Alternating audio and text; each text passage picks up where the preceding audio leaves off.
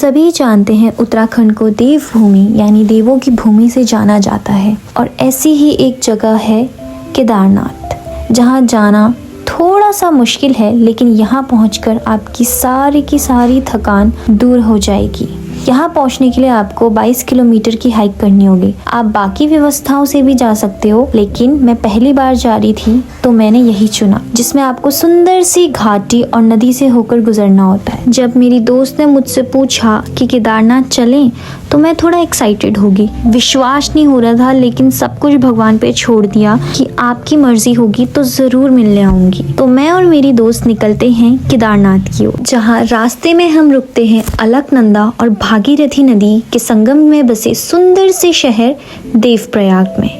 और सिर्फ थोड़ी ही देर रुकने के बाद सुंदर नज़ारों के साथ हम बढ़ते हैं आगे की ओर। आज हमें पहुंचना था सोनप्रयाग। सोनप्रयाग में थोड़ा पैदल चलकर आपको मैक्स मिल जाएगी, जो गौरीकुंड तक जाती है, और गौरीकुंड ही आखिरी स्टॉप है। गौरीकुंड में रूम देखने के बाद हम निकलते हैं कुंड की तरफ।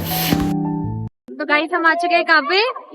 गौरीकुंड में हम आ चुके हैं। गौरीकुंड। हम कल से नहाएंगे, आज नहीं नहाएंगे। हाँ, कल बहुत ठंड हो रही है, बट हाँ इतनी नहीं है, ठीक ठाक है।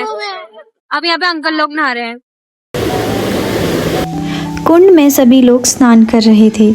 हमने भी यहाँ के पवित्र पानी को अपने ऊपर छिड़का और यहाँ पर बैठकर हमने बहुत सारे भजन सुने और इनको सुनकर इतना ज़्यादा सुकून मिल रहा था, मन कर रहा था कि बस रात भर यहीं बैठी रहूं।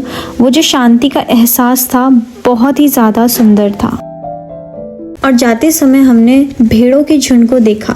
एक ताऊजी ने हमें ये बताया कि ऊपर काफ़ी ठंड पड़ चुकी है और मंदिर के बंद होने का समय है, तो ये भेड़ें वापस नीचे अपने गांव की ओर को चल पड़ती हैं। सुबह 3 बजे उठकर नहा धोकर मैं हो चुकी थी एकदम तैयार, और मेरी दोस्त नहा रही थी। क्योंकि हमें मंदिर आज ही पहुंचना था, तो हमने सोचा जल्दी जल्दी उठेंगे तो हम अपनी ट्रैकिंग जल्दी स्टार्ट कर पाएंगे। अपना सारा सामान पैक करके 5 बजे हम मंदिर की ओर को निकल पड़े।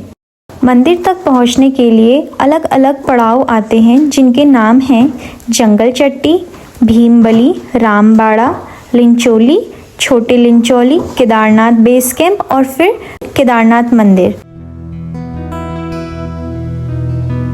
गाइस हमने रामबाड़ा क्रॉस कर चुका है। बीच बीच में बोल रही हूँ मैं गाइस गाइस, क्योंकि चला तो जा नहीं रहा और बोला भी नहीं जा रहा। Beautiful views. रामबाड़ा क्रॉस करने के बाद ट्रैकिंग थोड़ी सी और ज़्यादा चैलेंजिंग हो जाती है, तो हमने थोड़ी देर रुककर एनर्जी ली और जल्दी से नाश्ता करने के बाद हमने अपनी ट्रैकिंग दोबारा से शुरू कर दी। मंदिर जाते वक्त मैंने एक इतनी सुंदर चीज़ महसूस की। चाहे कोई इंसान कितना भी ज़्यादा थका हुआ हो, कितना भी ज़्यादा उसे दिक्कत हो रही हो, लेकिन हर एक कदम के साथ वो बस एक ही नाम ले रहा था, हर हर महादेव। जैसे जैसे हर एक हेलीकॉप्टर पास आता गया, ऐसा लग रहा था कि अब बस आने ही वाले हैं। 3:12 पे करेक्ट हम बेस कैंप पहुंच चुके थे और फिर हमने वहां से मंदिर की ओर को प्रस्थान लिया।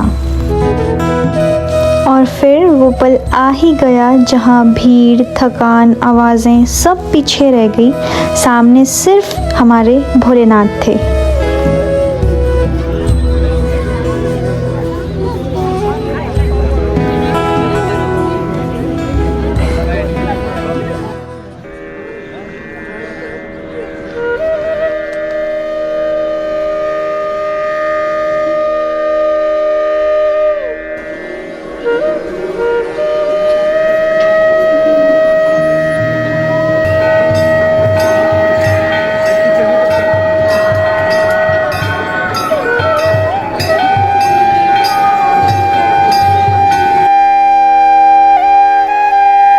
सुबह के 3 बजे हम लाइन में लग चुके थे और ये लाइन श्रद्धा से भरी हुई थी। हमें शिवलिंग के दर्शन हो चुके थे और 6 बजे हम वहाँ से बाहर आए। इतना सुंदर लग रहा था मंदिर और वो एहसास इतना प्यारा था जब हमें शिवलिंग के दर्शन हुए।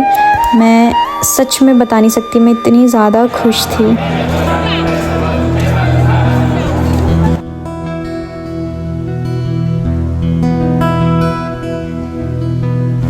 महादेव के दर्शन करने के बाद हम भैरव मंदिर की ओर को निकल पड़े।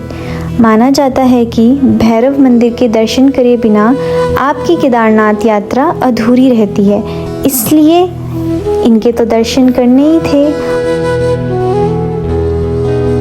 उस दिन छोटी दिवाली थी और 2 दिन बाद मंदिर के कपाट भी बंद होने वाले थे, तो मंदिर धीरे धीरे करके सजने लग गया। ये पूरी यात्रा मेरे लिए बहुत ही ज़्यादा पीसफुल रही है। महादेव के दर्शन और प्रसाद लेने के बाद दिल और मन बहुत ही ज़्यादा हल्के लग रहे थे और हम उसी रास्ते से वापस लौटते हैं जहाँ से हमने ये यात्रा शुरू की थी।